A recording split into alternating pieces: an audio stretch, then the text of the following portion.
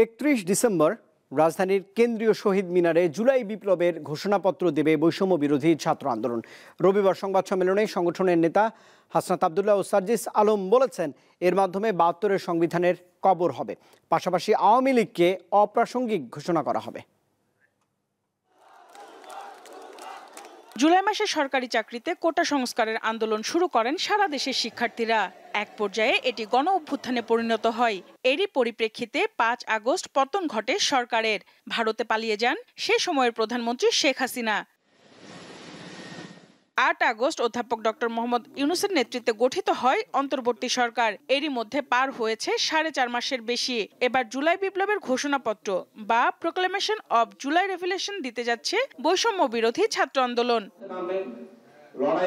রোববার রাজধানীর বাংলা মোটরে কেন্দ্রীয় কার্যালয়ে সংবাদ সম্মেলনের আয়োজন করে সংগঠনটি। এতে ঘোষণাপত্রের বিস্তারিত তুলে ধরা হয়। আমরা আমাদের জায়গা থেকে মনে করি এই ঘোষণাটি আমাদের সামগ্রিকভাবে পুরো বাংলাদেশের একটি লিখিত দলিল হিসেবে থাকবে।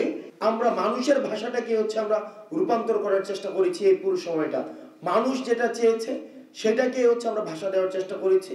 তো সেই জায়গা থেকে সেটির ধারাবাহিকতাই এই প্রোক্লেমেশন অফ জুলাই রেভলিউশন।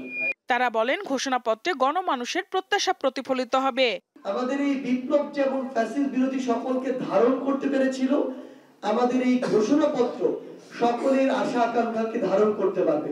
আমাদের এই প্রোক্লেমেশন অফ জুলাই রেভলিউশনে যে বেসিক্যালি এই মুজিববাদী সংবিধানটা কিভাবে গণমানুষের আকাঙ্ক্ষাকে বিনষ্ট করেছে এবং ঠিক কিভাবে এটার আমরা রিপ্লেসমেন্ট করতে চাই।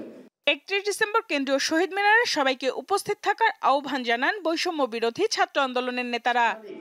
দালিলিক সঞ্জিদা প্লাবনী, দীপ্ত সংবাদ, ঢাকা।